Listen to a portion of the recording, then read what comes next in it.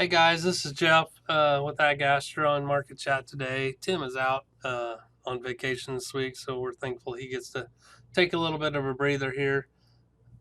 Just want to get you guys caught up on the action here, especially after the July 4th weekend and what we're seeing is going on. We didn't have live Market Chat this morning just because we wanted to kind of see what was going to happen after yesterday's trade from the long weekend and see how the market reacted from that. So let's get after it. Just going over some of the macros here. Uh, the whole market, as far as all commodities, are in just big sell-off mode. So we hate to chase these markets really hard till we see kind of where we bottom out here. So you got oil that's dropping hard. You got equities that are struggling a little bit. You got Biden talking about reducing tariffs in China. So there's just a whole lot of negativity towards the markets. So it's just kind of playing into things. Funds are look like they're liquidating some of their long exposures, and just we don't know if they're getting short yet. We don't have that information, but it'll be out soon. Uh, Also, like in corn and beans, the conditions did drop a little bit on the conditions report yesterday. There was a Derico type system that went through the northern part of the I-States and South Dakota.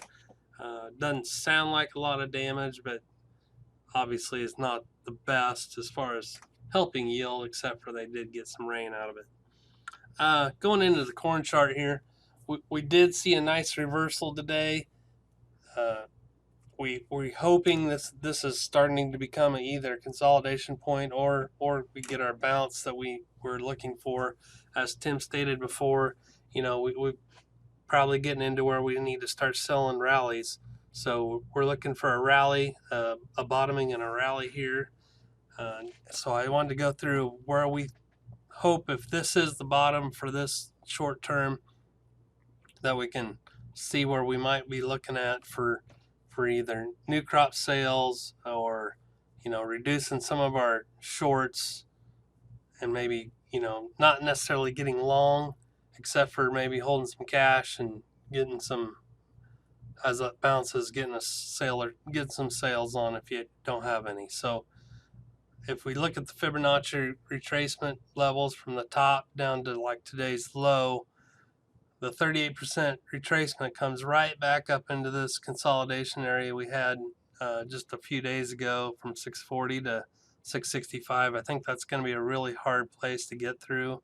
You're probably also going to see some pressure if we do fill this gap at 6 to 610. There's going to be some pressure from funds to restart selling there too as well. So look for these areas. We'll see how this reacts through here. We're definitely going to want to sell a rally.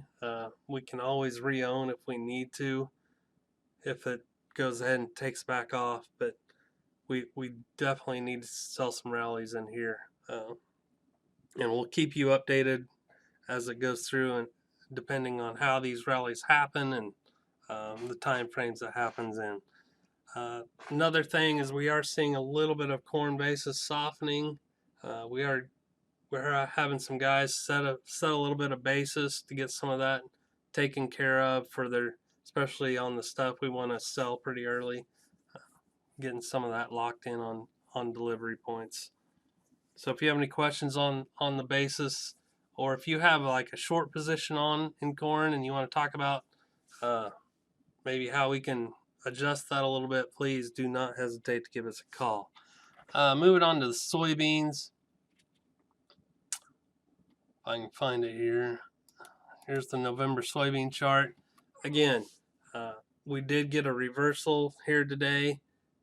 We did close below the open, but we did close above yesterday's close and took out yesterday's low. So that's really nice. We like to see that.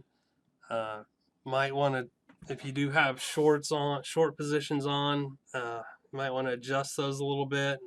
And again, we'd love to talk to you about how to do that. If you have something on, or if you want to think about re-owning, I don't know if this is the exact right time to do it. We really would like to see some follow through yet before we get thinking we need to be a little long. So if you have any questions on those, please don't hesitate. But again, the Fibonacci's from the top to down to today's low and pretty much yesterday's low. 38% retracement from that move is up back in the 1411. So that gap is at 1373. So I wouldn't be surprised to see a lot of selling in here. It's pretty common to see funds start reselling this here because you got a lot of resistance right in here. Just selling in the middle of that gap, and you can always put a stop up in here. So I would suggest we kind of watch this area pretty hard. If we can get through it, maybe we can get back up into here or even up into this 1470 range. And if we do, and depending on how that works, we'll be looking to probably sell some rallies again, like we talked about in corn. The wheat market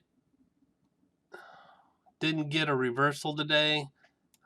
But it is, a lot of other indicators are showing this could be the end of the kind of this major sell-off we've had for quite a while. We're getting back into all this support zone over here that we had back in all winter. So we're hoping for a bounce here. This 13 indicator in the A is kind of telling us this is maybe winding down as far as this rundown is concerned. So looking at those fib targets from the top to today's low, bouncing back into the 1040 range. We did look back into back in 08 during those rallies on the wheat market. We did have some bounces above 10 after it dropped off initially. So we kind of want to keep those rallies in mind and want to be careful of if we see those rallies and how they're going, and if we need to sell those, we might need to sell them for old crop and even maybe next year's crop as well, some of that. So we'll keep you informed.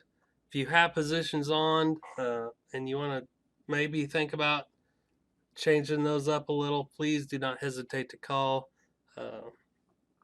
Also, if you do have contracts on that you don't think you're going to be able to fill for whatever reason, dry land isn't going to make it or whatever, now might be a good time to get a hold of your buyer and talk through that and get those covered up somehow. So if you have any questions, again, don't hesitate to call. We're always open for a conversation. As always, there's significant risk in trading futures and options. Don't trade any more than you're willing to risk. Again, thank you for your time and give us a call. Thanks.